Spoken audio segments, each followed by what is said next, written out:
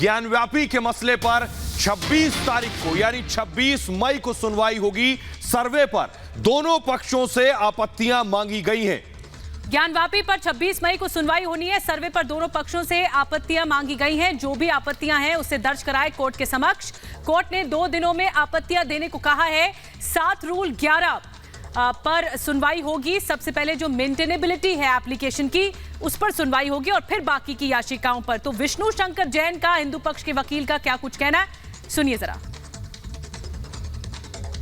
जो मुस्लिम पक्ष का ऑब्जेक्शन था कि प्लेसेस ऑफ वर्शिप एक्ट को पहले सुना जाए, प्लेसेस ऑफ वर्शिप एक्ट 7-11 पोषणीयता को पहले सुना जाए, कोर्ट ने उसकी सुनवाई की तारीख 26 तारीख को लगा दिया। और साथ ही साथ जो कमीशन है, जो एडवोकेट कमीशन की कार्रवाई हुई है, उस पर दोनों पक्षों से ऑब्जेक्शन मंगा लिए। 26 तारीख को हर याचिका पर सुनवाई की जाएगी। हर याचिका पर नहीं, 7-11 पे। 7-11 पे सिर्फ और सिर्फ। और जो बाकी याचिकाएं लगी गई थी उस पर कोर्ट ने ऑर्डर पास नहीं किया। कहा है सुप्रीम कोर्ट ने प्रायोरिटी पे डिसाइड करने के लिए कहा है, इसलिए हम 7-11 को प्रायोरिटी पे। एक चीज और समझना चाहूंगा, क्योंकि वीडियोग्राफी और फोटोग्राफी की भी मांग की गई है, तो कानून के आधार पर कैसे वो मिल सकती है? कोर्ट ने कहा है कि उस पे हम अपना डिटेल्ड ऑर्डर पास करेंगे और वीडियोग्राफी और फोटोग्राफी की कॉपी जो पक्षकार है उनको प्रोवाइड की। विष्णु जी, आपने कल भी कहा था कि इस पर बातचीत होनी चाहिए, ये देखना चाहिए कोर्ट को वीडियोग्राफी कैसे हुई है। हाँ बिल्कुल। अभी हमें कॉपी प्रोवाइड की जाएगी और 1 हफ्ते का समय दिया है दोनों पक्षों को कमीशन की रिपोर्ट पे ऑब्जेक्शन फाइल करने के लिए। और जब वो मिल जाएगा तो हम अपना ऑब्जेक्शन फाइल करेंगे, उसके बाद उस पर भी सुनवाई होगी।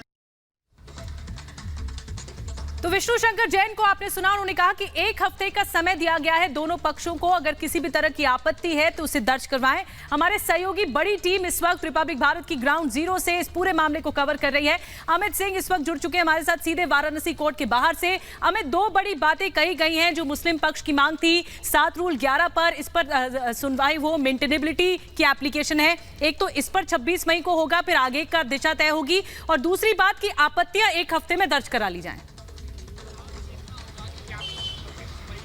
देखिए निधि, बड़ी खबर एक और आ रही जो मैं चाहता हूं दर्शकों को हम बताएं।